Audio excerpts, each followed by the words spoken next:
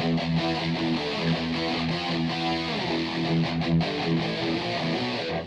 guys, Robert Reaper here. So as you can see, I'm here at the Odyssey. So that can only mean one thing. Yep, it's time to go to City World, BB. Well, I'm heading in for what should be a pretty fun one, Masters of the Universe. Yeah, I've been hearing quite good things about this, and there was by Travis Knight, whose films I've quite liked. So I'm hoping this would be a good one. And plus, I'm seeing it in 40x. This just feels primed for it. I've been hearing it's a really fun one to watch in the format. So hopefully it delivers on that experience. The only way to find out is to head in, get some snacks, and get seated for Masters of the Universe in 40x. But first, I'm gonna go get a coffee.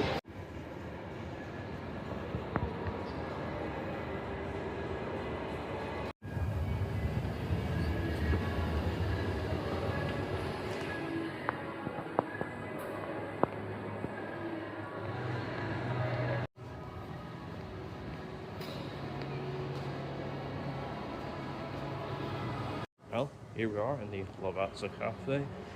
I'll have my coffee, and I'll be back with you in a bit. A few moments later.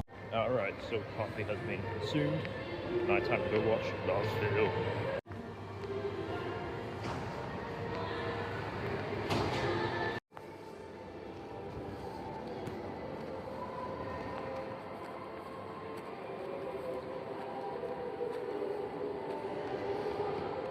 So yeah, I've got my popcorn here and a mixed icy, ready to enter Eternia in 40x.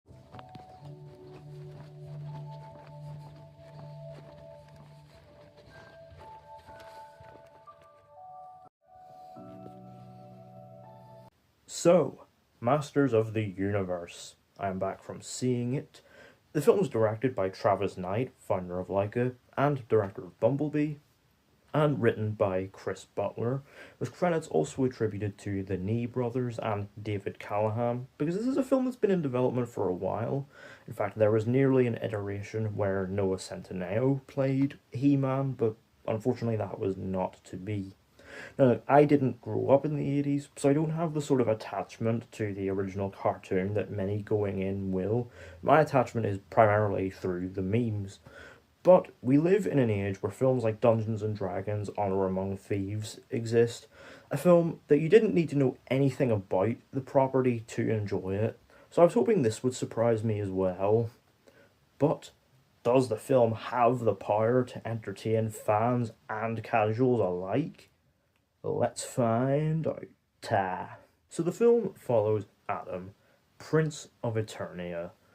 One day, Adam is sent away to Earth with the Sword of Power in order to prevent it from falling into the hands of Skeletor. 15 years later, Adam, living in Oklahoma, is reunited with the sword and whisked all the way back to Eternia, where he finds that Skeletor has left it in ruin. And so, Adam must harness the power of Grayskull and team up with Eternia's finest warriors in order to take it back and put a stop to Skeletor's evil plans for power. So, again, I'm coming into this a bit of a newcomer to Masters of the Universe. Obviously, I have a level of basic knowledge regarding character names and stuff. It's just that I don't have the same level of attachment to it that a lot of 80s kids would. But in saying that, this is bound to be a real treat for all those long-time fans, because, yeah, I had an absolute blast watching this film. So something that I have to make abundantly clear right from the outset is that the film's vibes are just gloriously campy. This very much feels like a cartoon brought to life on the big screen, which, yeah, obviously, as it very much leans into presenting itself like a cheesy 80s blockbuster. And I mean that fully as a compliment, because, it's got a fun 80s style synth score from Daniel Pemberton, and it's a credit to Pemberton's versatility as a composer that this is the third big film score I've heard from him this year, and all three sound incredibly distinct from each other. But here he's obviously not alone, because Brian May is contributing some sick guitar riffs.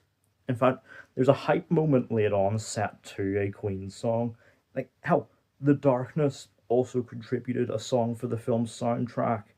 That alone should tell you exactly what this film is going for, and it's just glorious, as it very much leans into the camp with a really cheeky sense of humour, and I'm surprised by just how gay some of it gets. There's obviously a lot of lines about ramming and fisting and giving hand, but there's some highlights from Skeletor as well. One in particular, him talking about the sword of power dangling between He-Man's glorious thighs, and a lot of repeated lines about He-Man's muscles. It's glorious. It took 40 years, but finally we have a film that gives Top Gun a run for its money in terms of sheer gay energy. And it's easy to see why they've released this in June, Pride Month. Yeah, it is great.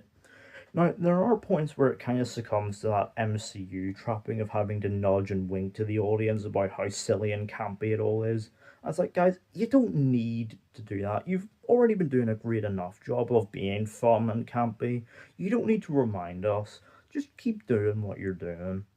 But I'm almost willing to overlook it because, well, the campy vibes here come from a real place of genuine love for the property, and it's almost kind of infectious.